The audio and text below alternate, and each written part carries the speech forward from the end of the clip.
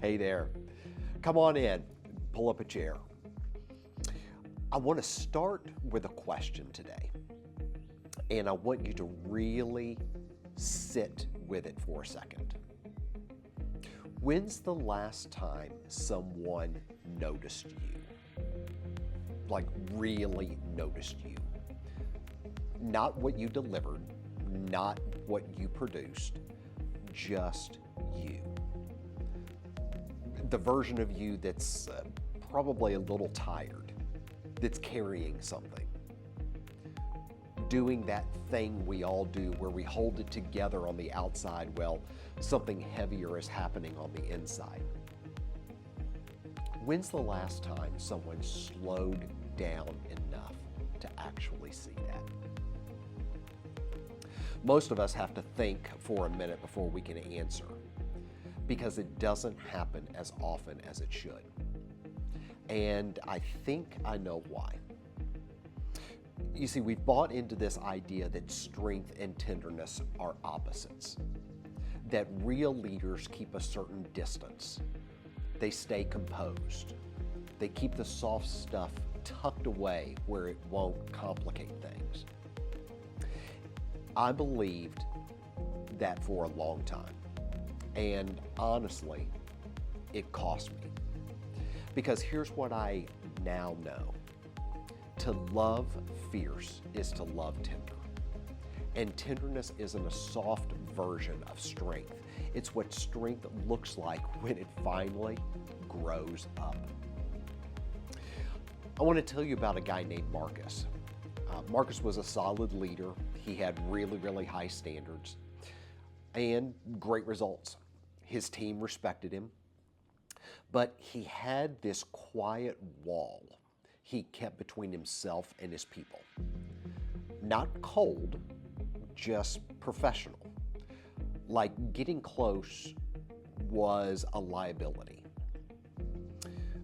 Then one of his best people started struggling.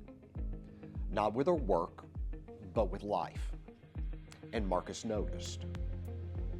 And the cool thing is, instead of letting it pass, he closed his laptop, he pushed his chair back, and he said, "Hey, I see you. Talk to me." She told me later that conversation changed something in her. Not because he fixed anything, but because someone in a position of power looked at her like a human being and said, "I'm not going anywhere." Folks, that's tenderness, and it changed both of them. Here's what tenderness actually is. It's love that notices. It pays attention to what someone's carrying before they say it out loud. It asks the question nobody else thought to ask. It stays in the silence instead of rushing to fill it. And then it says 4 words that might be the most powerful thing one human being can say to another. You're not alone anymore. Sit with that. Because in a world that rewards hustle and output and having it all together all the time, slowing down to be with someone in their pain feels almost inefficient. But what if the most productive thing you can do as a leader is make someone feel less alone? That kind of trust doesn't show up in a spreadsheet, but it shows up in everything else. In culture, in loyalty, in engagement, in people who go the extra mile because someone loved them well enough that they want to give it back. Tenderness isn't soft leadership. It's the deepest kind of strong. And here's the part I don't want you to skip. Some of you are leading from real exhaustion right now. You've been pouring out and not filling back up. Tender with everyone around you and quietly brutal with yourself. You can't love people fiercely if you won't let love reach you too.